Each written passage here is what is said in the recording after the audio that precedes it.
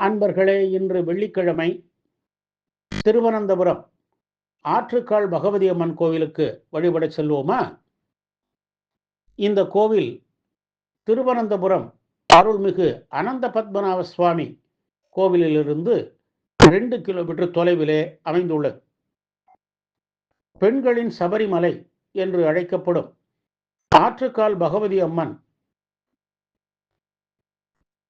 இங்கே மிக சிறப்பாக கோவில் கொண்டுள்ளார். இவளை தரிசித்தால்தான் அனந்த பத்மநாப சுவாமியின் அருளை முழுமையாக பெற முடியும் என்பது ஐதீகம். தமிழ்நாட்டு கண்ணகியே இங்கு கோவில் கொண்டிருக்கும் பகவதி ஆவார். கோவலன் சிலம்பை திருடிய கள்வன் என பழி சுமக்கப்பட்டு பாண்டியன் சிரச்சேதம் செய்தான். இதனை அறிந்த கண்ணகி சினம் கொண்டு பாண்டியனின் அவையில் வழக்குரைத்து தன் கணவன் குற்றமற்றவன் என்பதை நிரூபித்து மதுரையை தீக்கிரையாக்கினாள். பின்னர் கொடுங்காலூருக்கு செல்லும் வழியில் ஆற்றுக்காலில் தங்கினாள்.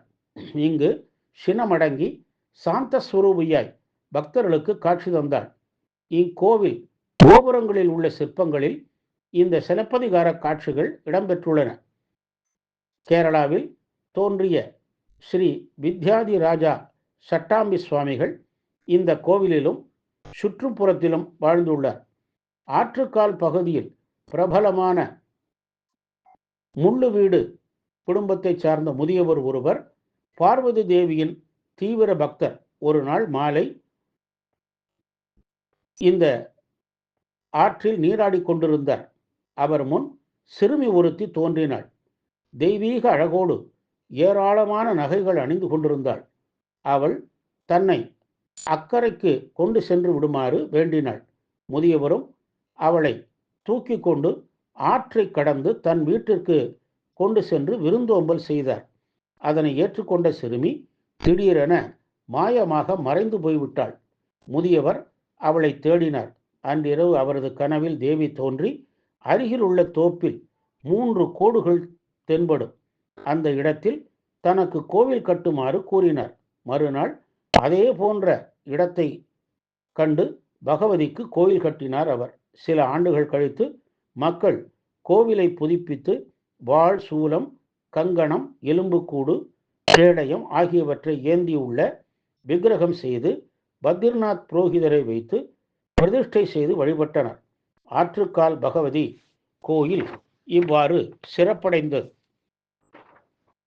ஒரு சமயம் கிள்ளி ஆற்றின் கரையில் உள்ள வயலில் பெண்கள் வேலை செய்து கொண்டிருந்த போது ஆற்றின் கரையோரம் அமர்ந்து ஒரு பெண் கால்களை நீரில் ஆட்டியபடி அமர்ந்து தனக்கு பசிக்கிறது, ஏதாவது சாப்பிட கொடுக்குமாறு கேட்க பெண்கள் வெட்ட வெளியில் சர்க்கரை பொங்கல் தயாரித்து கொடுக்க அதை சாப்பிட்ட பெண் மாயமானாள். அவளே ஆற்றுக்கால் பகவதி என்பதை உணர்ந்த மக்கள் பெருமைமிக்க பொங்கல் விழாவை எடுத்தனர். கோவில் கோபுரத்தில் மகிஷாசுர மர்தனி மற்றும் உள்பக்கங்களில் காணப்படும் ராஜேஸ்வரி, பார்வதி பரமேஸ்வரன், விநாயகர், முருகன் சிற்பங்கள் கொள்ளை அழகாக உள்ளன. கருவறையில் மூல விக்கிரகம் ரத்தனங்கள் பதித்த தங்க அங்கியால் போர்த்தப்பட்டுள்ளது. ஆரோக்கியம், மாங்கல்ய பாக்கியம், மகப்பேறு, செல்வம் பெருகிட இந்த அன்னையை வேண்டி நிற்கிறார்கள். ஒவ்வொரு ஆண்டும் பிப்ரவரியில் குறிப்பிட்ட நாளில் 10 நாள் பொங்கல் விழா நடைபெறும். சுமார் 20 லட்சம் பேர் பொங்கல் வைப்பது ஒரு சாதனை. பொங்கல் அன்று இரவு மணக்காடு சாஸ்தா கோவிலுக்கு பகவதி அம்மன் யானை மீது செல்வார். 13 சிறுவர்கள் அப்போது குத்தி ஓட்டம் என்னும் வழிபாடு செய்வர். மறுநாள் விழா நிறைவு பெறும். நினைத்த காரியங்களை நிறைவேற்றும் ஆற்றுக்கால் பகவதி கண்கண்ட தெய்வமாக விளங்குகிறாள். அருளை வாரி வழங்கும் ஆற்றுக்கால் பகவதி அன்னையை வழிபட்டு நல்லருள் பெறுவோமாக. ஓம் சக்தி பராசக்தி.